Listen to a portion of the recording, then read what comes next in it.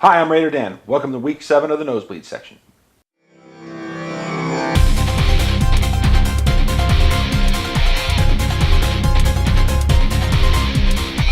This week, Samurai Mike Singletary had his duo of Patrick Willis and Takeo Spikes ready to play, as they proved to be too much for the Oakland Raiders offense. Frank Gore rushed for 149 yards, and Vernon Davis and Michael Crabtree each had a touchdown. Are these guys the new triplets of the NFL? We'll have to wait and see.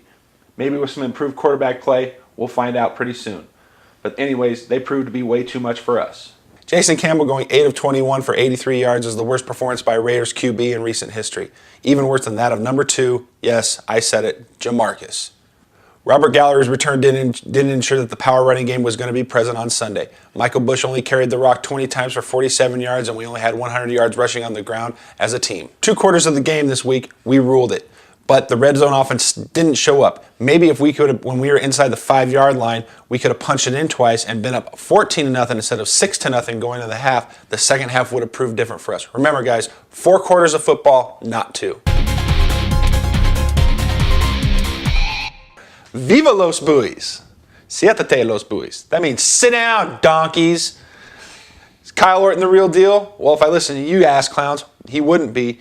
This guy has been a top 5 quarterback most of the season, and the only target he has is the best offensive player you have on your team, Mr. Brandon Lloyd. Quickly, have you forgotten about Brandon Marshall because of this guy's exploits on the field? And I feel that he will fill the void on offense left by the departure of one Brandon, can I stay out of jail, Marshall.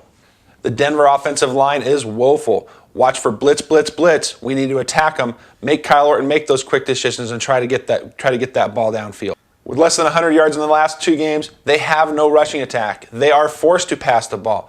This should let our defensive ends know that they can tee off against their woeful offensive line.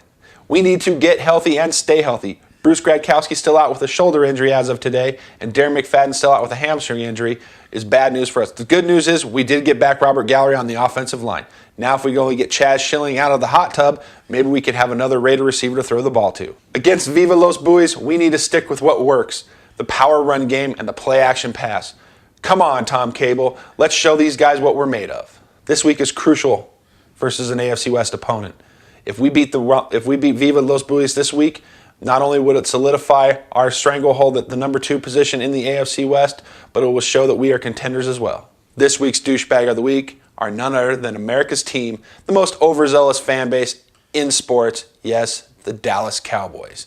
What's the point of a touchdown celebration like this? You're 1-5, your coach is on the hot seat, and you guys look like you might not even have a shot at the title.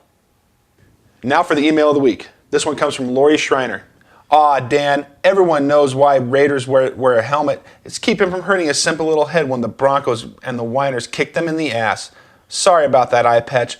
Do you just like to play dress up?